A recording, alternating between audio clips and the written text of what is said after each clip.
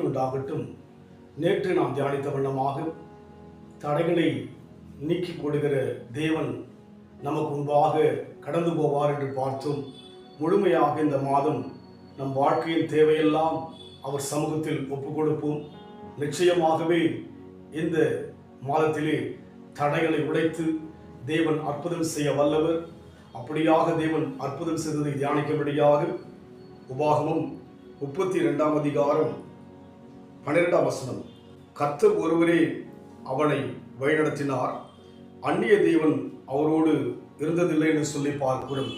இஸ்ரவேல் ஜனங்களை கர்த்தர் ஒருவரே வழிநடத்தினார். பகலெல்லாம் மேக சம்பத்திலும் ராவெல்லாம் அக்கினி சம்பத்திலும் வனாந்தர பாதையிலே ஒரு குறைவில்லாதபடிக்கு ஜனங்களை நடத்தினார் என்று பார்க்கிறோம். எப்படி நடத்தினாராம்? அதற்கு முன்னிருக்கிற வசனம், கழுகு தன் கூட்டை கலைத்து தன் குஞ்சுகளின் மேல் அசைவாடி தன் செட்டைகளை விரித்து அவைகளை எடுத்து அவைகளை தன் செட்டைகளின் கீழ் சுமந்து கொண்டு போகிறது போல ஆண்டவர் நடத்துகின்ற போது ஒரு குழந்தையை தாய் சுமந்து கொண்டு ஒரு தகப்பன் சுமந்து கொண்டு போவது போல நடத்தி சென்றார். அதனால் அந்த குழந்தைக்கு சுமை குறையும், சுமை தெரியாது. அதுபோல ஆண்டவர் அன்றைக்கு நடந்தது போல இன்றைக்கு நம் பாரங்கள், நம்முடைய பிரச்சனைகளை தேவ சமூகத்தில் கொடுத்து அவர் நடத்த நம்மை புகழுக்கும் பொழுது உண்மையாகவே பல மாதமாக பல வருஷமாக இருந்த சுமை நீக்கப்படும். அவர் அங்கே கண்மணி போல அவனோடு கூட இருந்து கர்த்தர் ஒருவரே அவளை வழிநடத்தினார், அந்நிய தேவன் அவரோடு இருந்ததில்லை என்று சொல்லி பார்க்கிறோம். இன்றைக்கு அவர் ஒருவர் தான் நடத்துவார் என்கிற நம்பிக்கை நமக்குள் கடந்து வர வேண்டும்.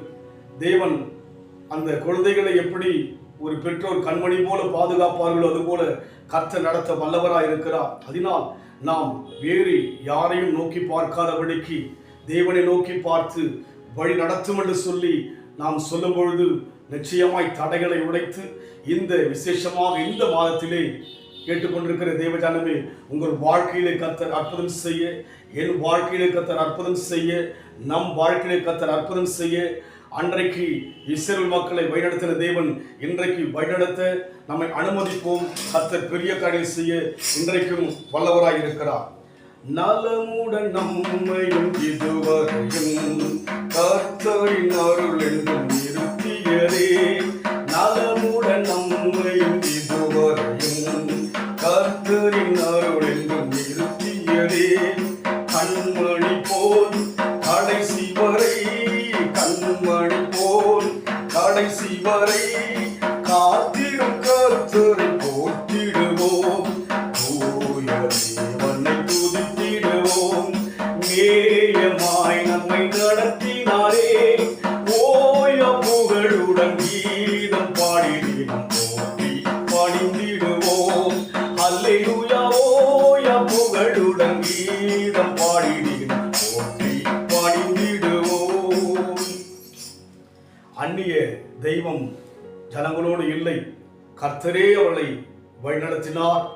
அன்பினாண்டவரே, கடந்த 8 மாதம் வழிநடத்தினவர் நீர்தான் என்று நாங்கள் விசுவாசிக்கிறோம். விசேஷமாய் இந்த 9வது மாதம் தடைகளை உடைக்க எங்களுக்கு முன்பாக கடந்து போவதற்காக நன்றி செலுத்துகிறோம். எங்களுடைய பிரச்சனையெல்லாம் தீர்க்கும்படியாக தேவன் இறங்கி வந்து இந்த மாதத்திலே கிரியை செய்வதற்காக நாங்கள் மனதாரமை ஸ்தோத்திரிக்கிறோம்.